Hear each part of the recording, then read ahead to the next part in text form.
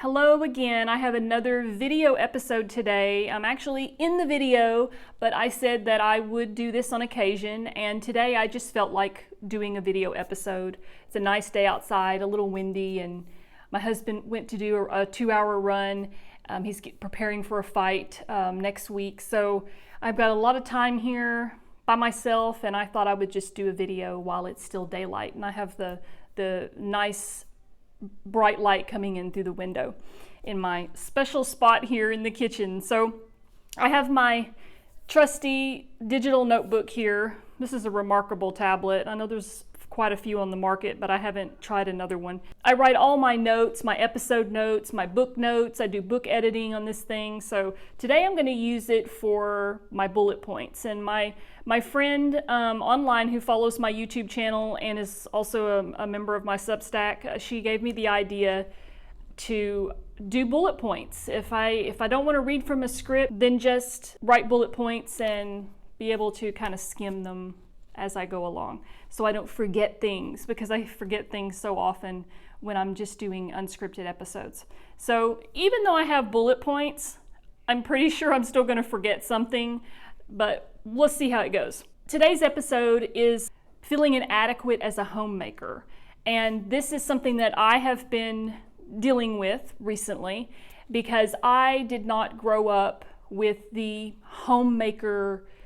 I grew up with the gene, but I didn't grow up with the desire to be a homemaker.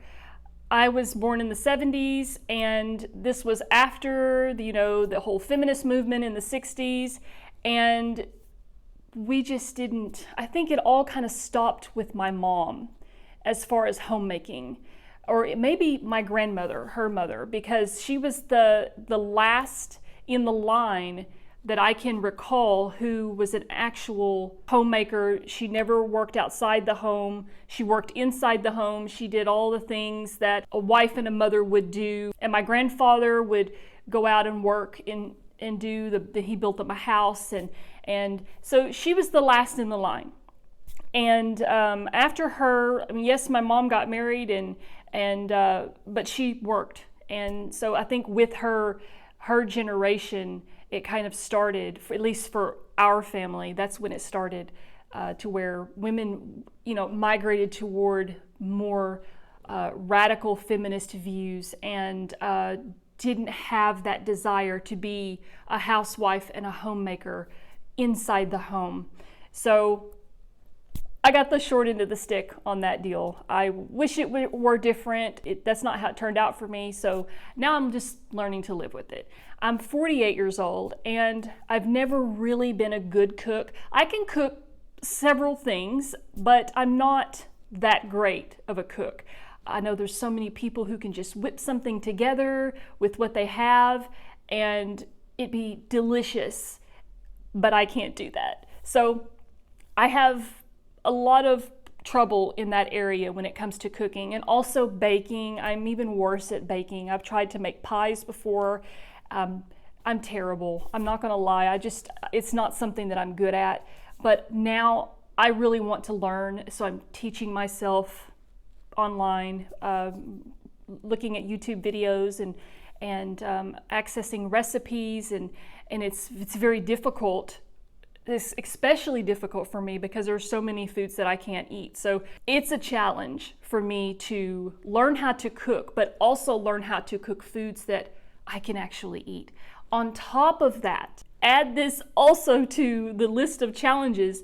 I'm in Mexico, and a lot of foods I can't find. I'm surprised I'm not 80 pounds and slipping down the drain when I take a shower. So I have nothing to eat here, but it's just a difficult situation when it comes to cooking anything. But I'm managing, I'm figuring things out, and I guess that's what you do. When you don't have very much, you figure out how to live with the little that you do have. So that's a good thing, I think. The other thing is, my grandmother was an expert sewist, if that's the right word. She sewed everything. She had the fancy sewing machine, and then my aunt, my mom's sister, she's a great sewist, and she's got material. She's got a whole room full of material. And my mom also sewed a lot. I remember her always sewing curtains and saying, let's go buy some material. I want to sew you some new curtains. I'm like, okay. So the gene was there, but it stopped at my mom. It never passed on to me. So I didn't learn these basic homemaking skills. And now, as a Christian wife, and I'm living in Mexico, my kids are grown. That's another episode also about feeling like an inadequate mother. But I feel inadequate as a homemaker here because I'm so limited with what I have and what I don't have to work with.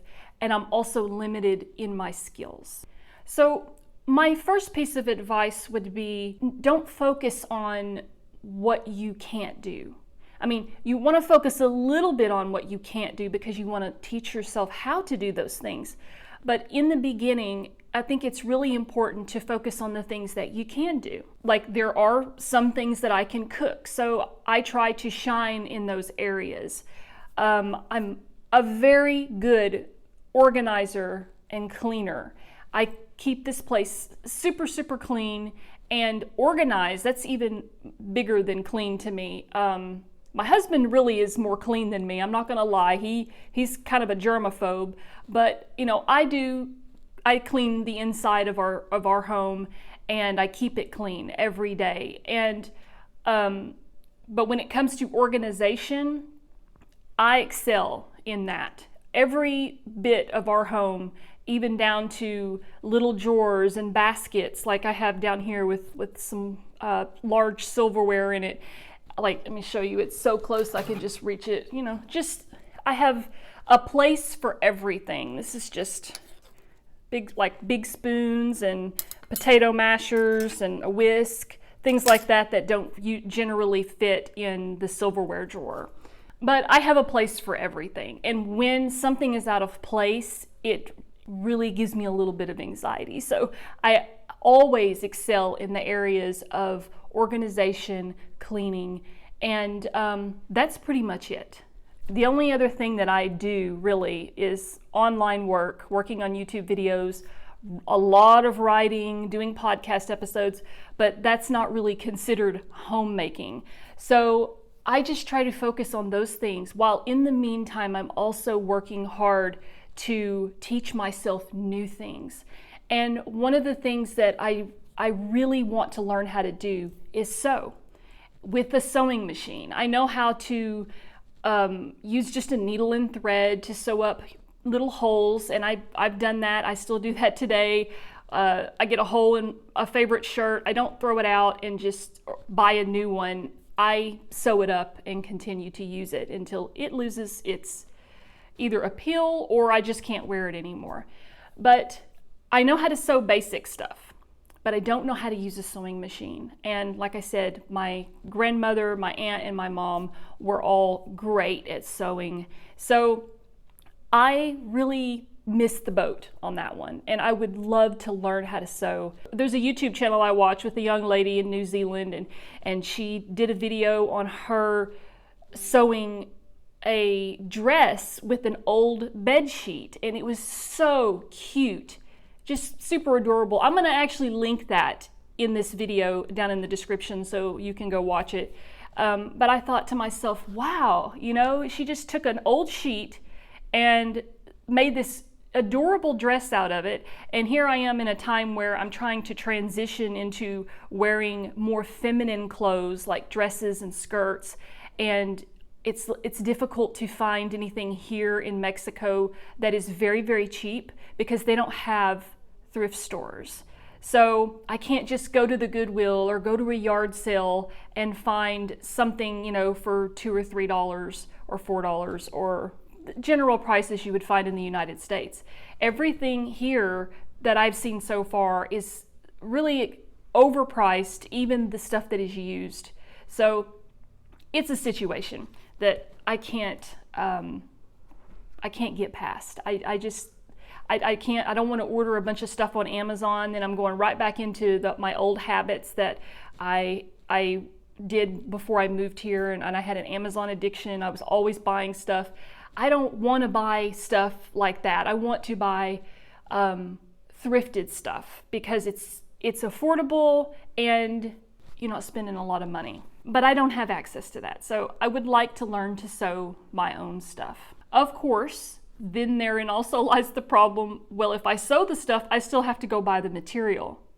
And the material also here, from what we have seen so far, and I know for sure, it's not just me hearing someone say it, we've actually went to places looking for material for my husband for boxing shorts and a vest, a matching vest and whatnot, for when he goes to his boxing matches.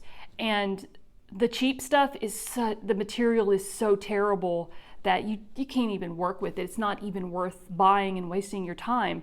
So even if I did learn to sew, which I still intend to do, it's still not feasible here because you might as well just go buy something because the cost of material is just the same price, if not more, than just buying clothes. So that is an issue for me. But for you, maybe, since you have access to the thrift stores, you could learn how to sew, teach yourself how to sew. And that's what I wish I could do right now. And we're working toward that because I talked about in a previous episode where I think it was the very last episode, I'm talking about laying down roots.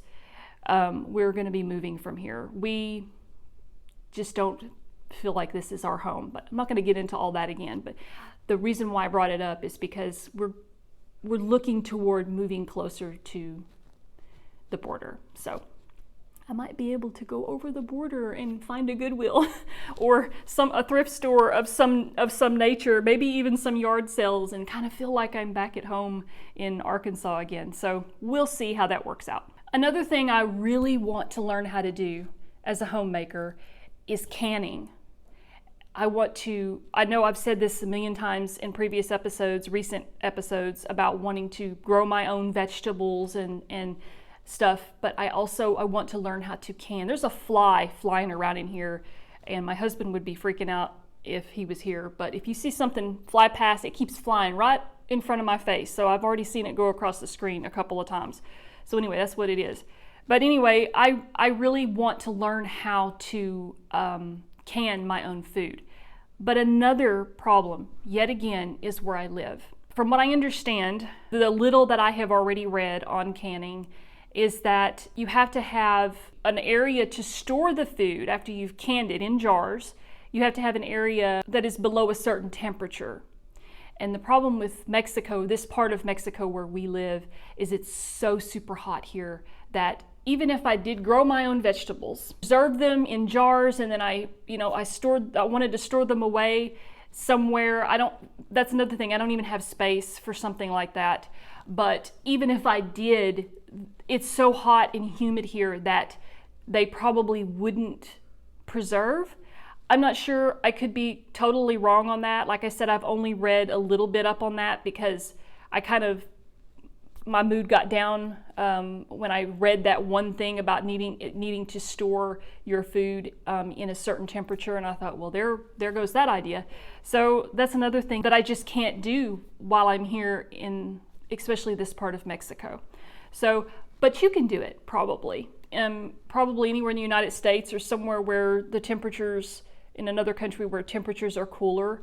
That's something else that you can look into doing, is growing your own garden and preserving your own food, and just really working toward your homestead and your home economy. And that is another one of my goals, but not here.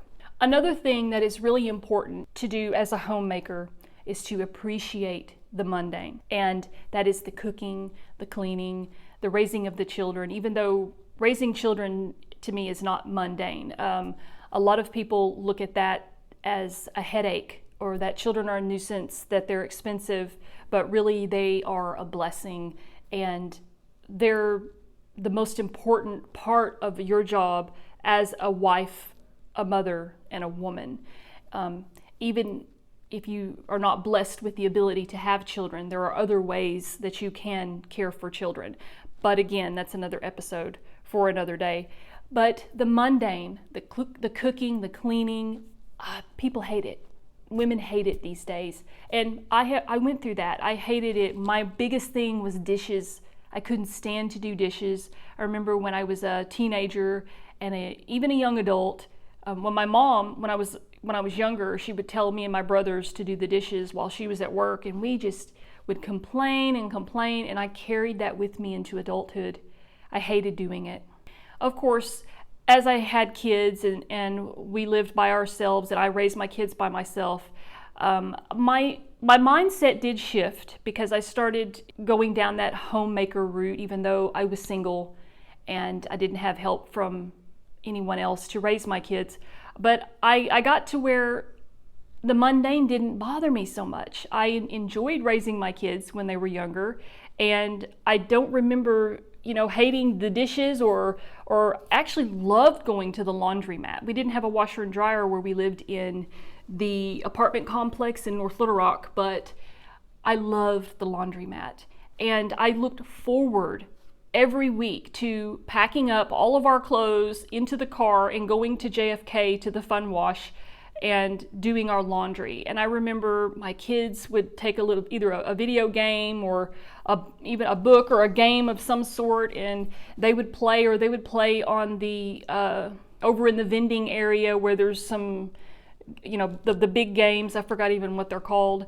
I'm completely drawing a blank right now because those were huge in the 80s and 90s, so I should remember that, but I don't. But I would set my stuff out on the table, this long, smooth table, and I would have a book with me, and I would be reading a book while my clothes washed and dried, and I just loved the experience of washing my clothes in the laundromat. I know some people might be thinking, wow, that's a little crazy. Never want to go to the laundromat again in my life, but I love it.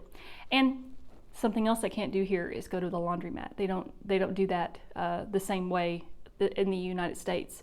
Here in Mexico, they have laundromats, but you just drop off your clothes to a lady who will wash them for you. You can't just go into a place like the Fun Wash or any other kind of laundromat where you put quarters in the machine and you do everything yourself.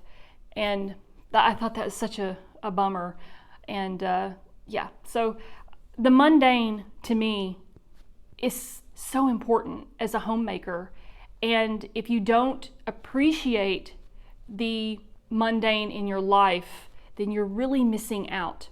Because women who are out there in the working world and they're struggling and they're going to work and they're working 40 hours plus a week for somebody else, and they're coming home and they're tired and they don't really have time to deal with their kids, they are dreaming of being able to stay home and wash the dishes and do the laundry and clean and cook. They're looking at life a lot differently than someone who is already in that position to have that freedom in their home and to just take care of their home. And I know it's difficult. Some women are single, some women are single mothers, and it's difficult. You can't just quit your job because you don't have anybody to help you. I did, but I was in a unique situation to where I was able to quit my job, and that's a big story that I know I've already talked about in a past episode called My Dream Came True 2012. So if you're interested in that, you can go look. But most women are not in that position, especially single women, that they can just quit their job and go be a homemaker. If you're not in that position and you would like to be, I encourage you to just pray about it and see where God takes you. And if you're not married and you want to be married and you want to live that homemaker life, pray about it, and God will answer your prayer. I'm not sure how He will answer everybody's prayer, but I'm pretty sure that if a woman has it on her heart to be what God intended her to be, then He will oblige.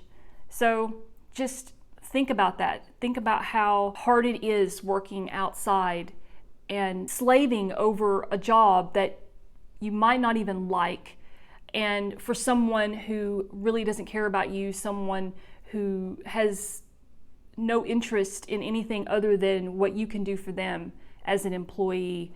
And you would rather be at home doing what you can do in your home for your family, for your kids and your husband. And the mundane is a part of that. It's so very important. And people take it for granted. Too many women take it for granted. They complain about the cooking and the cleaning and all of this stuff. And I'm sitting back thinking, wow, that's all I want to do. So don't take it for granted. The mundane is very special. Now, there are a lot of things, as I have mentioned, that I don't have access to here in Mexico, but you probably do have a little more access to things that I cannot. And there are a lot of things that I would like to do here, or I used to want to do here where we live in this spot. And one of those is to plant little gardens out here in like raised garden beds. And when I say out here, I'm pointing at the window in this little tiny space that we have that is considered our yard. There's no grass out there. It's just dirt and rock and concrete, kind of all mixed together. But I still had envisioned to at least make our space look nice. So we put up a fence, and that's what we had intended to do. Just work with what we have and make it the best it can be. So one of my plans was to create a few raised beds for gardening. And I got the idea from my brother. He has a nice garden outside, and he's got a lot of raised garden beds. And I thought, wow, that's really unique, or not unique. I know a lot of people do it, but it would be something that I could incorporate here. And that's what I had intended to do, but we've already changed our minds about staying here. So we're not going to put the time and effort into that, but you could do that.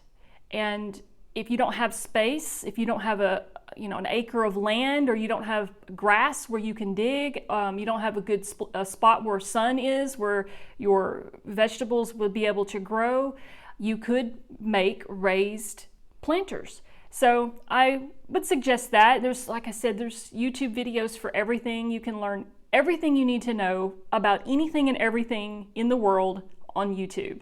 But watching the videos that I enjoy watching of other women on YouTube, I was in admiration of the things that they did, but it also gave me a lot of ideas to do for myself. But you're not going to always be able to do what everybody else can do. So you just have to work with what you have and don't dwell on what you don't have. Don't get too wrapped up in the lives of other women and other homemakers and mothers and feel inadequate yourself because they have something you don't have, or they can do something that you can't do. Just work toward what you can do and work with what you have. And like I said before, shine in that area. That's where I'm at. I am in that I want to be a homemaker. I want to do all these things. I want to adopt children, and I'm looking way far into the future here. But right now, in the moment, I'm just working with what I have. And it might be very little, but it's something. So don't feel inadequate. Just shine with the things that you do have and the things that you can do, and work toward bettering yourself in a way that you can do more things. And it's all about learning, and the learning process never stops. We're constantly learning, and I just encourage you to seek out those things, and you'll feel a lot better as a homemaker. So that's my episode for today. I'm going to have more episodes with me talking directly to you. Like I said before, a lot of them will just be my voice, and I'll have some footage in the background. And the important thing is just to make sure I get videos up, make sure I get episodes up, regardless. So that's what I'm going to do. So in the meantime, may God bless you, your family, and your life.